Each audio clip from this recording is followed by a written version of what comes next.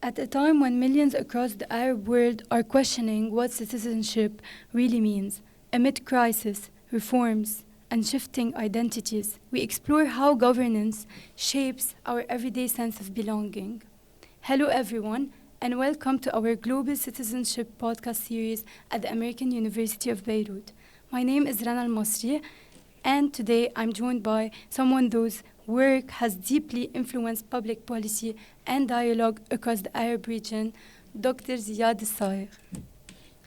He is the executive director of the Civic Influence Hub, a public policy expert, and a senior international fellow at the Asfari Institute for Civil Society and Citizenship at AUB. Over 20 years, his work focuses on refugee policy, social protection, peace negotiation, and civic engagement in Lebanon and beyond. Mr. Sayegh, thank you so much for being here with us. Thank you, Rana. So we will start by talking about the first segment that will be defining citizenship and governance in the Arab world. To start off, when we talk about citizenship in the Arab world, what does that really mean today? How is it? The citizenship in the Arab world is mainly how we can belong to a state where we should implement the constitution and the rule of law. It's not about identity politics. It is about how we can serve the common good, how we can promote the good governance, in which the accountability is key, but also how we can create together a collective memory based on a nationalistic belonging. But this nationalistic belonging should mainly focus on a social cohesion, on a peace building based on justice, but also in a kind of inclusiveness. And the Arab world cannot go towards a secular citizenship.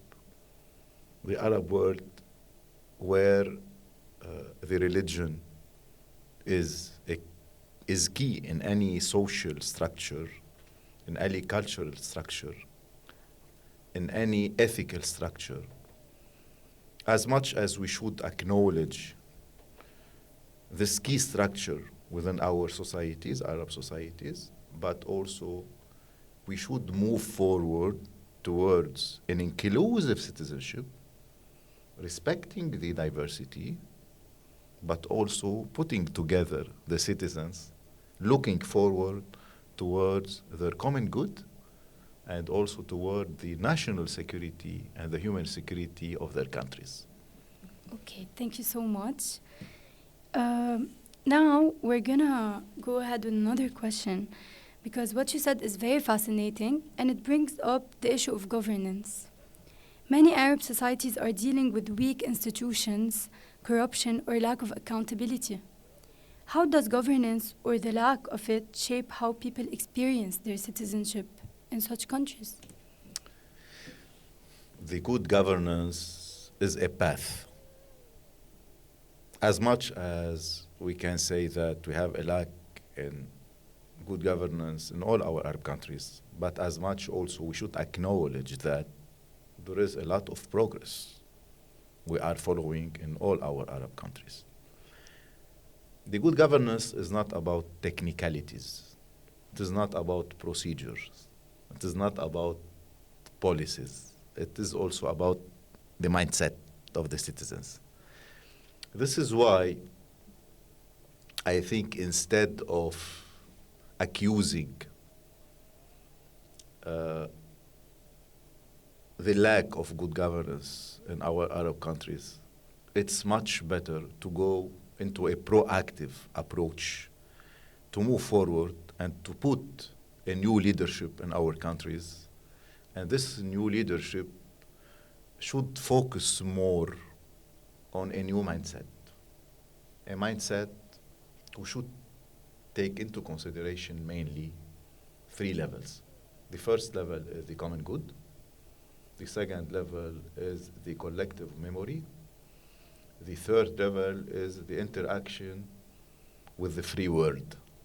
And the education here play a key role.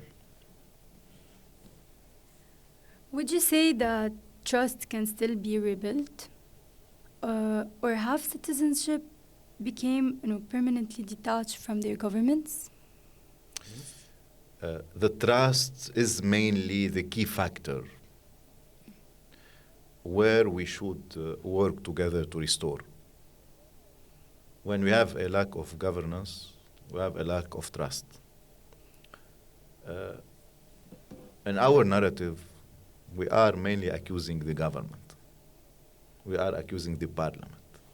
We are accusing the municipalities.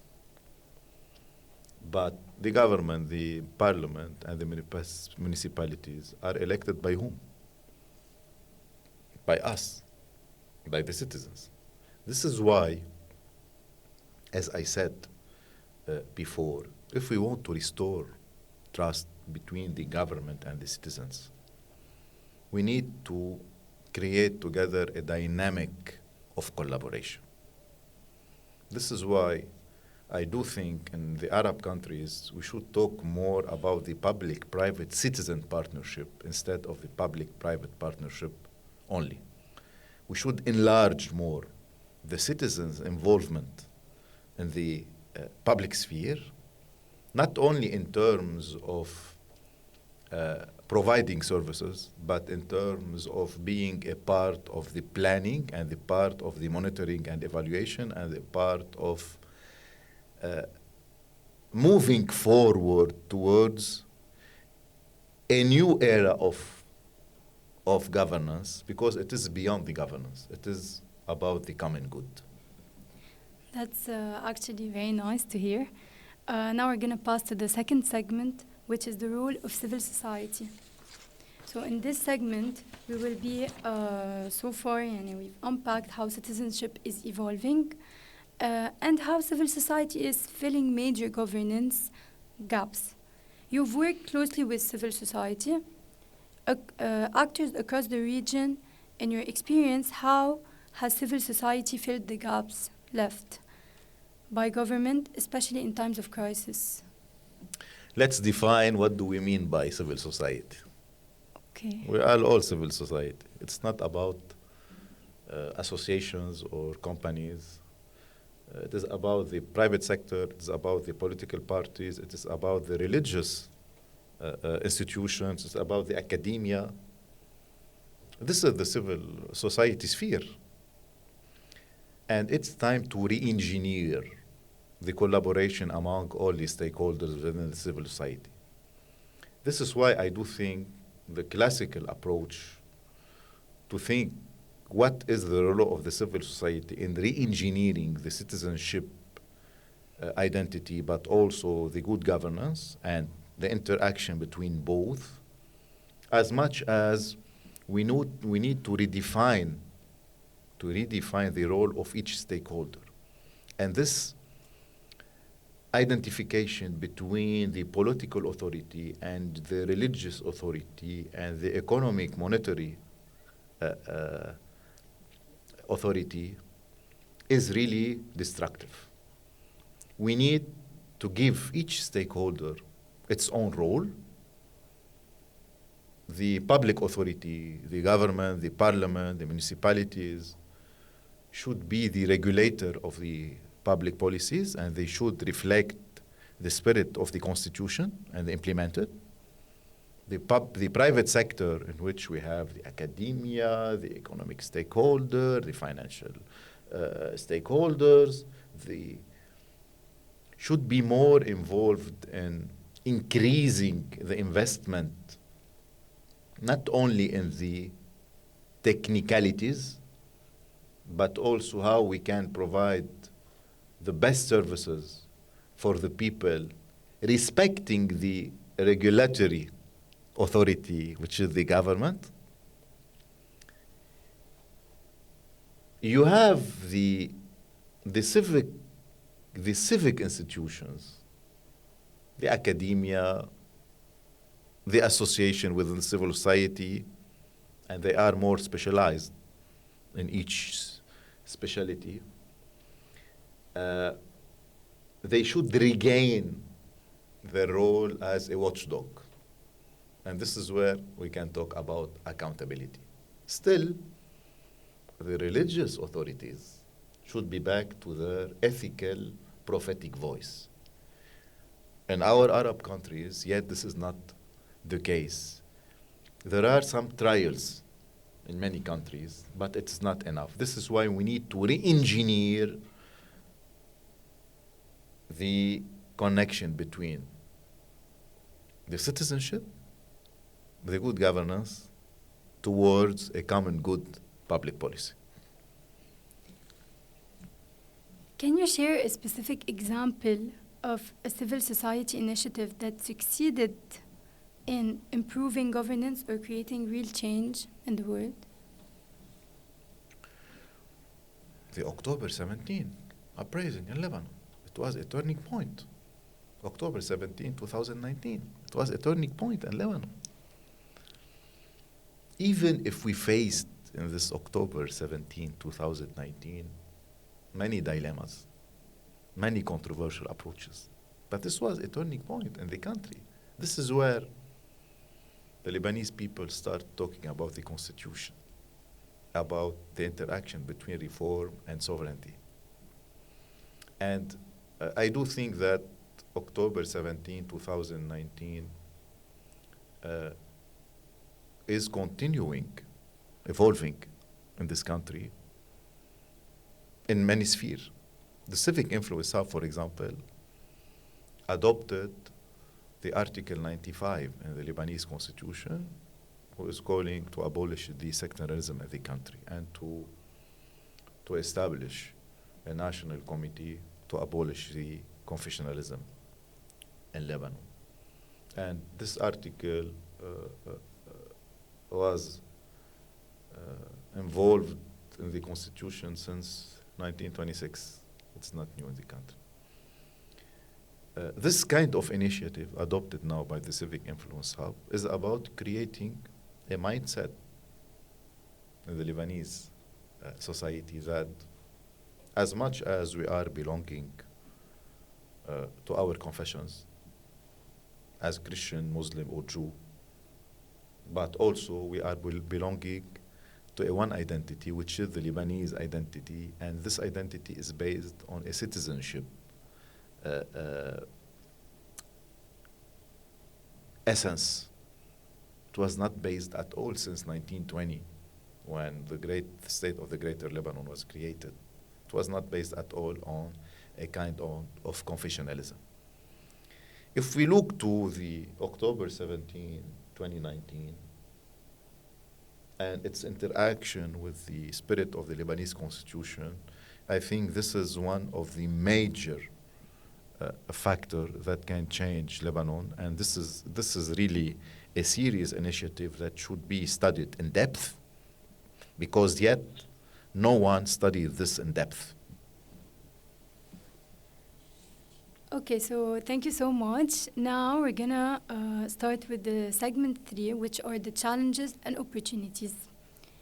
When we talk about governance in the Arab world, we often think of reform and accountability. But reform feels like a big word. From your perspective, what are the most realistic steps that could strengthen governance in the region? First, a new leadership. Second, restore the collective memory towards the common good approach. Third, to revisit the constitution and to think more in depth how we can implement these constitutions. Four, how we can regain the ethics to the public sphere. These 4 steps are key to really put on the table not only a mindset of a good governance, but substantially speaking, the good governance as the compass of any functional and successful state. And what about the role of international actors, global institutions, donors, or diaspora networks like the ones you're part of? Do they help push for reform, or do they sometimes complicate the process? No, the experience of the Civic Influence Hub is reflecting a healthy relation between the Lebanese residents, the Lebanese diaspora, and the international Arab community. This is why the Civic Influence Hub is focusing on the national dynamic, the diaspora dynamic, and the public diplomacy dynamic. All what we need to do is how we can synchronize together the common good mindset, but also sustainable public policies, and to move from being reactive to be proactive. This is what we need. It's very healthy. I do think that sometimes we have complications, but this is about the social democracy. If we don't respect the social democracy, the diversity, we will be involved in a kind of dictatorship, which is really against not only our Lebanese identity, it is against any human identity. So, would you say change has to start locally, from within communities, rather than being imported from outside models? No change can start, but only from a national dynamic. It should start from the local platform. This is what we need. Of course, we need to acknowledge the lessons and the experience of other countries, but in Lebanon, if I may say, also in each Arab country, we have to go back to our national identity, to our history, but also to the geographical implications. And this is the right time where we can rebuild together the new Arabism, if I may say, this new Arabism based on the citizenship, but based also on this inclusiveness among all the religions, tribals, based on respecting the constitutions, respecting the rule of law, and it's time to respect together the state of the rule of law. Thank you. And now we will move to the last segment, which was looking ahead, talking about the future, Before we wrap up, I'd like to look forward. You've spent years working on policy and dialogue. What gives you hope about the future of citizenship and governance in the Arab world? The common sense, the good people, but also this resilience in the Arab world. The Arab citizens really are amazing. And the American University of Beirut can really tell us stories about this interaction among many Arab identities, students that they are here, the American University of Beirut, but also the Civic Influence Hub. We are in close collaboration with the Arab world in terms of government, but in terms of Lebanese diaspora, but in terms also of Arab citizens. I do think if we want to move forward, we need to put again the ethics and the politics. We have a lack of ethics in the politics. It's not about the good governance only. It is about how we can put again on the table the common good as the compass of any political involvement. And finally, if you could give one message to young citizens, especially students like us, about their role in shaping better governance, what would it be? keep it up and trust the cumulative path. If we want to change and to move forward towards a citizenship and good governance, we need to be convinced that it is not about one or two or three steps. It is about a marathon. That's a powerful note to end on. Thank you so much, Dr. Ziad El Sayegh, for sharing your time and insights with us today. Thank you, Rana, for Dr. hosting me. Anytime. Dr. Ziad El Sayegh, this has been incredibly insightful. Thank you again for sharing your expertise and for being with us today. And to everyone listening, this has been the Global Citizenship podcast episode from the American University of Beirut and from our Global Citizenship class. I'm Rana Al-Masri. Thanks for joining us and see you next time. Thank you.